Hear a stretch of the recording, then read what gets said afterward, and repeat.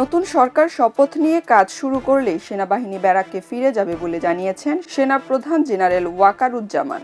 জাতীয় নির্বাচনে ধৈর্যের সঙ্গে নিরপেক্ষভাবে মাঠে দায়িত্ব পালন করায় সেনা সদস্যদের ধন্যবাদ ও কৃতজ্ঞতা জানিয়েছেন সেনাপ্রধান। রবিবার ঢাকা সেনানিবাসের সেনাকুঞ্জে সেনাপ্রধানের দরবার অনুষ্ঠানে এসব কথা বলেন তিনি।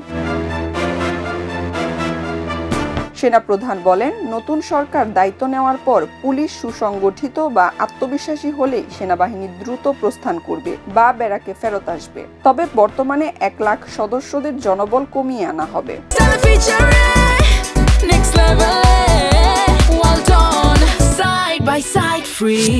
পবিত্র আল কুরআনের একটি আয়াত উদ্ধৃত করে সেনাপ্রধান বলেন, মহান রাব্বুল আলামিন ধৈর্যশীলদের সঙ্গে থাকেন। তিনি আরো বলেন, আমার কথা তোমরা শুনে যথাযথ দায়িত্ব পালন করেছ।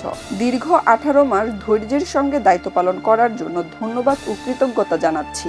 মহান রাব্বুল আলামিনের কাছেও শুকরিয়া। অবাধ ও সুষ্ঠুভাবে কাজ করায় দেশ ও জাতির কাছে সেনাবাহিনীর মর্যাদা অনেক বেড়েছে, যা দৃশ্যমান। দেশের মানুষ সেনাবাহিনীর উপর আস্থা রেখেছে। ভবিষ্যতে চেইন অব কমান্ড মেনে চললে দেশের মানুষ সেনাবাহিনীর মর্যাদাকে আরো দৃঢ়ভাবে মূল্যায়ন করবে। জুলাই অভ্যুত্থানের সেই আন্দোলন ও সহিংস পরিস্থিতির মধ্যে 2024 সালের 19 জুলাই রাতে সারা দেশের সেনাবাহিনী তথা সশস্ত্র বাহিনী মোতায়েন করা হয়। সেই বছর 5 আগস্ট ছাত্র জনতার অভ্যুত্থানের মুখে তৎকালীন আওয়ামী লীগ সরকারের পতন বা শেখ হাসিনার ভারতে আশ্রয় নেওয়ার ফলে দেশে ভয়াবহ পরিস্থিতি সৃষ্টি হয়। বিপর্যস্ত বিধ্বস্ত পুলিশ বাহিনী ঘুরে দাঁড়ানোর কাজে সহযোগিতা এবং সার্বিক আইনশৃঙ্খলা পরিস্থিতি স্বাভাবিক করার চ্যালেঞ্জ নিয়ে মাঠে কাজ করেন সেনা সদস্যরা।